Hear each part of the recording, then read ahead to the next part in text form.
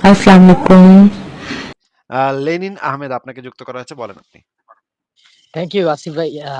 ভাই, আমার প্রশ্নটা হচ্ছে, আমি ধরলাম যে ধর্ম এগুলো কিছু নাই এখন এই ধর্ম-টর্ম এগুলা মুহূর্তে। কিছু নাই। এটা কে বলেছে?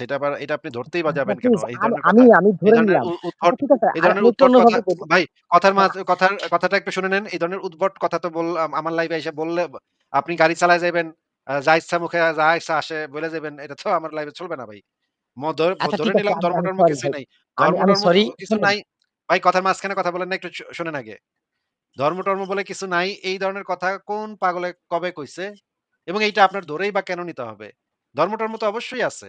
পৃথিবীতে অনেকগুলা জঙ্গিবাদী, খাইস্টান, নোংরা ধর্ম আছে। সেগুলোর ভিতরে সবচাইতে খাইস্টা ধর্ম হইতেছে ইসলাম ধর্ম। যেটা পৃথিবীতে আছে। ধর্ম-টর্ম কিছু নাই, এইটা আপনার কেন ধরতে হবে ভাই? উদ্ভট কথা তো, ধর্ম তো আছে। মানুষ এই সমস্ত উদ্ভট জিনিসপত্র বিশ্বাস করে। লাখ, লাখ কোটি, কোটি মানুষ এই সমস্ত দুনফুন বিশ্বাস করে। পাগল হয়ে যায়। একটা মাজারে যদি, পীরের মাজারে যদি দেখেন, যান, গেলে দেখবেন তারা আল্লাহু, আল্লাহু করতে, করতে ন্যাংটা-প্যাংটা হয়ে মানে গাছের উপরে উইঠা যায়। বাঁশের উপরে উইঠা যায়, মাচার উপরে উইঠা যায়। উইঠা লাফ মারে। আল্লাহু, না, আল্লাহু আমি করতে, করতে। দেখছি, আমি এগুলো দেখছি। তাহলে এখন আমি জানতে ধর্ম-টর্ম তো চাচ্ছি আছে মূলত তো। ভাই। ধর্ম-টর্ম তো আছে আহ, তো। তাহলে আপনি কেন বলতেছেন যে ভাই ধরে নিই, তর্কের খাতিরে ধরে নিই ধর্ম-টর্ম নাই। ধর্ম-টর্ম নাই, এটা আপনি কেন ধরতে যাবেন ভাই? এটা আপনারে কে বলছে কবে যে ধর্ম-টর্ম নাই? এটা একটু বলেন তো।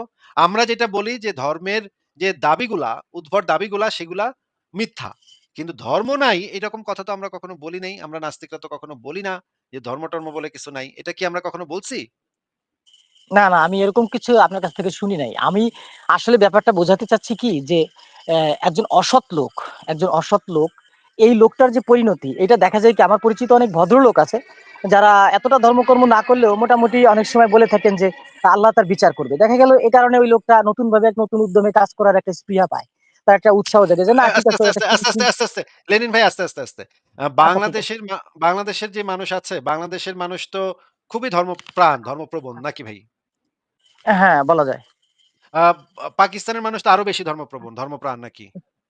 সেরকমটা তো মনে হয় এ পর্যন্ত যতদূর আচ্ছা। জানছি আর কি। আ পা পা আফগানিস্তানের মানুষ তো আরো বেশি ধর্মপ্রবণ। একেবারে পাকিস্তানের থেকেও বেশি নাকি?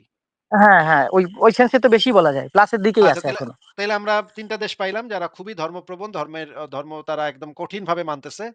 এবার আমি ৩ টা নাস্তিক প্রধান দেশের কথা বলি। জাপানের নাম তো আপনি শুনছেন। সেখানে মানে প্রায় ৯৭% মানুষই হচ্ছে নাস্তিক। জাপান নাম শুনছেন ভাই? জাপানের যে হ্যাঁ, হ্যাঁ। ৯৭-৯৮% মানুষ নাস্তিক, এটা তো জানেন নাকি? না, পার্সেন্টেজটা জানলাম না, এই এখন জানলাম, ভালো লাগলো আচ্ছা। যে। ফিনল্যান্ডের নাম তো শুনেছেন, ফিনল্যান্ড? হ্যাঁ হ্যাঁ হ্যাঁ, ফিনল্যান্ড শুনেছি, অন্যতম ফিনল্যান্ড, একটা ভালো দেশ। হ্যাঁ, সুইজারল্যান্ড, এগুলো একটা ভালো।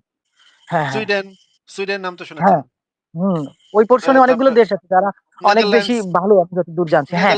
Denmark, yes. জার্মানি, হুম হুম। এই সমস্ত দেশে যে কয়টা দেশের নাম বললাম, আ কোনো তেমন কোনো মানুষ পাওয়া যায় না যে এরা ধর্মপ্রবণ, এবং বেশিরভাগ মানুষ নাস্তিক, অথবা তারা ধর্ম বিশ্বাস করে না। কোনো ঈশ্বরের অস্তিত্বেও তারা বেশিরভাগ মানুষ বিশ্বাস করে না। বেশিরভাগ মানুষই নাস্তিক। তাহলে আপনি যে বলছেন যে বাংলাদেশের, আপনি আপনার এলাকায় দেখছেন বা আপনার আত্মীয়স্বজনের মধ্যে দেখছেন যে ধর্মের কারণে মানুষ সৎ সৎ হচ্ছে বা কাজের অনুপ্রেরণা পাচ্ছে। তাইলে আমি তো দেখতেছি যে সারা পৃথিবীর সবচাইতে সভ্য, শিক্ষিত, জ্ঞানী, আইন কানুন মানে, ক্রাইম রেকর্ড কম, যে সমস্ত দেশে আপনি ভিসা পাইলে কালকে পুরা ১৪ গোষ্ঠী সুদ্ধা আপনি দৌড় দিয়া এয়ারপোর্টে যাইবেন। আপনাকে যদি এখন কেউ বলে যে সুইডেনের ভিসা তোমার পরিবারকে দিতেছি। আপনি আপনার পুরা পরিবার ছাইড়া আপনি আপনার পুরা মানে নাচতে, নাচতে আপনি বাসায় যাইবেন। বাসায় গিয়া কইবেন, "আমি সুইডেনের ভিসা পাইছি ভাই। কালকেই যাইতাছি গা।" হ্যাঁ? এয়ারপোর্টে যাইতাছি। "এই আমারে মানে সোয়েটার কিনা দে, কয়েকটা সোয়েটার জ্যাকেট কিনা দে।" হ্যাঁ?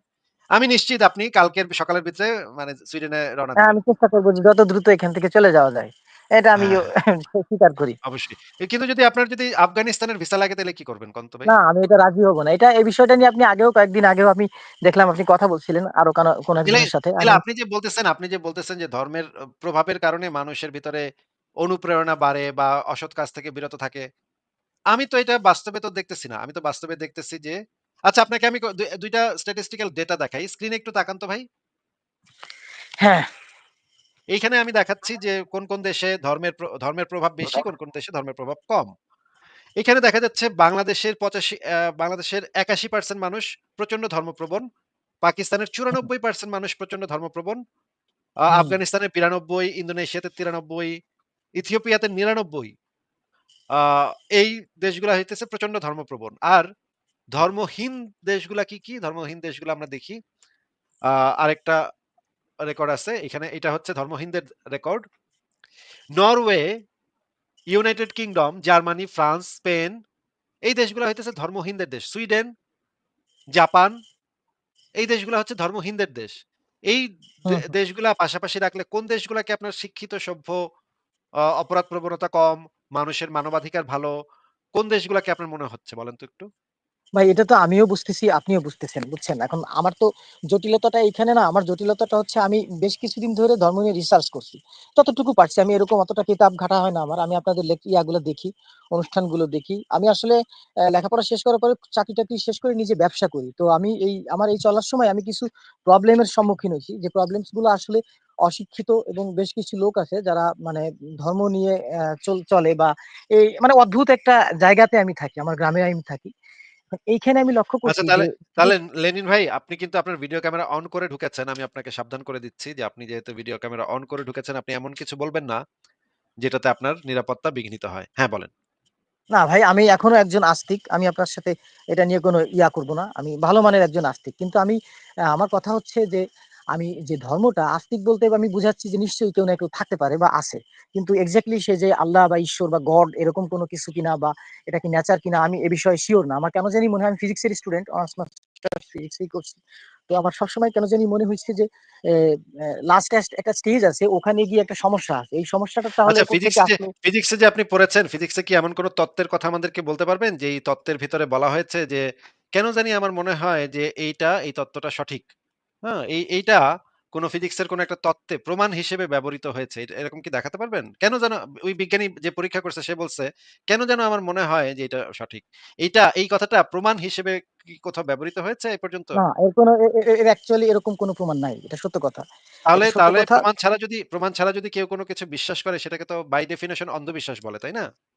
হুম, এটাকে অন্ধবিশ্বাস বলে। তাহলে আপনার এই যে আপনি যদি এটা বিশ্বাস করেন তাহলে সেটা একটা অন্ধবিশ্বাস হবে। যাই হোক, একটা অন্ধবিশ্বাস আপনি করতেই পারেন, সেটা আমার কোনো প্রবলেম না। আমার প্রবলেম হবে যখন আপনি ওই অন্ধবিশ্বাসের বশবর্তী হয়ে অন্যের গলা কাটতে যাবেন, তখন হচ্ছে আমার প্রবলেমটা হবে। হ্যাঁ, আপনি বলেন, শেষ করেন আপনি যেটা বলতে চাচ্ছিলেন। এইটা তো আমি কখনোই, আমার কাছে মনে হয় না যে এটা ধর্মে থাকতে পারে। কোন ধর্মে কোন একটা নিরীহ ব্যক্তিকে আমি খুন করে ফেলবো অথবা অপরাধী নয় সে করছে, তাকে তাই বলে আমি একদম শারীরিকভাবে একদম মাইরিয়ে ফেলাই দেবো। এটা তো আসলে কোনো হিউম্যানিটি বা কোনো ধর্মের বিষয় হতে পারে না। এটা আমার কাছে সবসময় মনে হয়। আমি জাস্ট এখন আমার প্রবলেমটা হচ্ছে আমি খেয়াল করে দেখছি যারা অসৎ ব্যক্তি এদের লাস্ট কি পরিণতি হয়? এদের কি কোনো পরিণতি হয় এমন আপনার কাছে কি কোনো ব্যাখ্যা আছে? যেটা থেকে আমি মনে করতে পারি আমি ধর্ম ব্যতি রেখেই এই লোকগুলোর কিছু শাস্তি আমি দেখতে পারি। বা আমার চোখের সামনে এই দেখছি যে এই একজন এই অসৎ সৎ আকাঙ্খার লোক, জন্যই আমরা ঘুষখোর লোক। ভাই, এই আকাঙ্খার জন্যই আমরা আইন কানুন বিচার ব্যবস্থা তৈরি করেছি, যেন অসৎ লোকদেরকে আমরা একটা জবাবদিহিতার সম্মুখীন করতে পারি। ফারাজ ভাই, আপনি কি ফ্রি হইছেন? ফারাজ ভাই, আপনি আজকে তো একেবারে কোনো কথাই বলছেন না। ফারাজ ভাই, আপনি কি আছেন? আচ্ছা, ফারাজ ভাইয়ের হইলটা কি ২ বুঝলাম না। মিনিট আছি ভাই। যাই হোক, আচ্ছা, ২ ঠিক মিনিট আছে। আছে ভাই। ঠিক আছে, ঠিক আছে। তো লেনিন ভাই, আমি এই বিষয়গুলো নিয়ে আগে বহুবার আমরা কথা বলেছি। আমরা যেটা বলেছি যে যেটা যদি অসৎ লোকদেরকে আমরা বিচারের সম্মুখীন করতে চাই তাহলে আমাদের একমাত্র যেই কাজটা করা উচিত সেটা হচ্ছে আমাদের বিচার ব্যবস্থা, আইন কাঠামো, এই জিনিসগুলাকে আরো সঠিক করা, এমনভাবে তৈরি করা যেন কোনো অপরাধী, কোনো অন্যায়কারী যেন এর ফাঁকফোকর দিয়ে বের হতে না পারে। সেইটা করাটাই হচ্ছে একমাত্র যৌক্তিক কাজ। পরকালে এদের বিচার হবে এইটা ভাইবা যদি আপনি মন কলা খাইতে চান তাহলে তো মন কলা যে কেউ খাইতে পারে ভাই। Thank you. আমি ভালো লাগলো এবং প্রশ্নের আমি আমার একটা সন্তোষজনক অ্যান্সার পাইছি। সেজন্য আপনাকে অনেক ধন্যবাদ। আপনি ইচ্ছা করলে আমাকে করতে পারেন। ঠিক আছে ভাই, ভালো থাকেন। আপনার জন্য ঠিক আছে। শুভকামনা রইলো। বিদায় জানাচ্ছি। পরের জনকে যুক্ত করি তাহলে। আ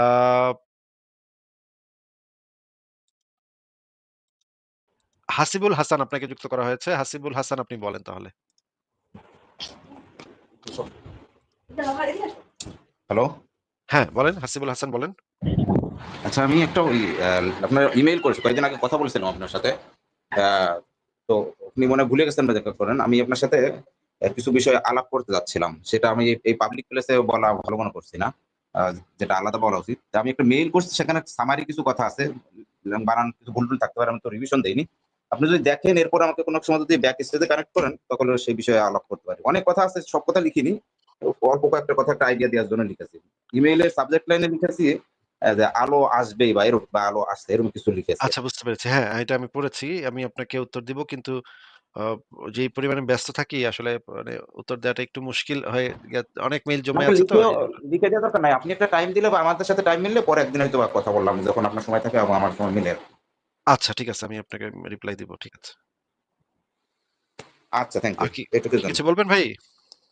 না আজকে আলাপের জন্য না জাস্ট এইটা বলার জন্য আসছি। আচ্ছা ঠিক আছে। তাহলে বিদায় জানাচ্ছি। ভালো থাকেন। আপনার জন্য শুভকামনা রইল।